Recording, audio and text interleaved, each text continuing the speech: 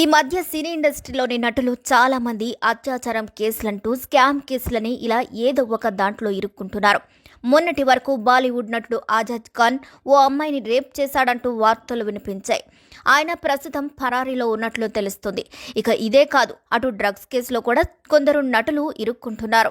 ఒకవైపు పోలీసులు సీరియస్గా వార్నింగ్ ఇస్తున్నా సరే ఇలాంటివి మళ్లీ రిపీట్ అవుతుండడంతో సినీ ఇండస్ట్రీలపై పలు అనుమానాలు వ్యక్తమవుతున్నాయి.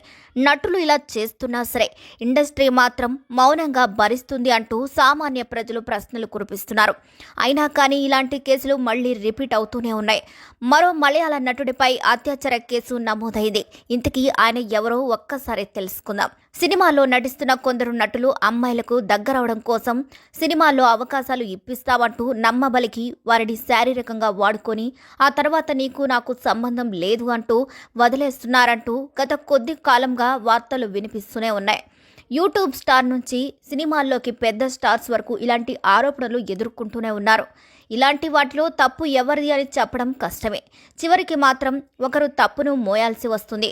మొన్న ఆ మధ్య బాలీవుడ్ నటుడు ఆజాద్ ఖాన్ సినిమాల్లో అవకాశం ఇప్పిస్తానంటూ ఓ యువతని శారీరకంగా వాడుకున్నాడని అతనిపై పోలీసులకు ఫిర్యాదు వచ్చేసింది. ఇక ఈ కేసు మరొక ముందే ఇప్పుడు మలయాళ ఇండస్ట్రీలో మరో కేసు నమోదైంది. గతంలో మలయాళ యాక్టర్స్పై ఇలాంటి కేసులు నమోదవుతూనే ఉన్నాయి. తాజాగా మరో నటుడిపై రేప్ కేసు నమోదవడంతో మాలీవుడ్ ఇండస్ట్రీలో హాట్ టాపిక్గా మారింది. మలయాళ నటుడు రోషన్ ఉల్లాస్ గురించి ప్రత్యేకంగా పరిచయాల అవసరమే లేదు. మాలీవుడ్ నటుల్లో పలు సినిమాల్లో నటించి మంచి గుర్తింపు తెచ్చుకున్నాడు. అయితే తాజాగా ఆయనపై అత్యాచార కేసు నమోదైంది.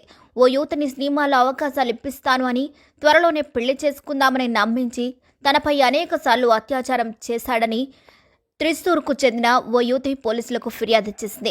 ఫిర్యాదు మేరకు కేసు నమోదు చేసిన పోలీసులు అతని అదుపులోకి తీసుకుని కోర్టులో ప్రవేశపెట్టగా నేరం రుజువు అవడంతో రిమాండ్కు తరలించారు. ఇక ఈ కేసు గురించి పూర్తి వివరాలు తెలియాల్సింది. మరి ఈ వీడియోపై మీ అభిప్రాయాలు కూడా ఖచ్చితంగా కామెంట్ ద్వారా తెలియజేయండి. మరిన్ని అప్డేట్స్ కోసం మా ఛానల్ని లైక్ చేయండి, షేర్ చేయండి, సబ్స్క్రైబ్ చేయండి.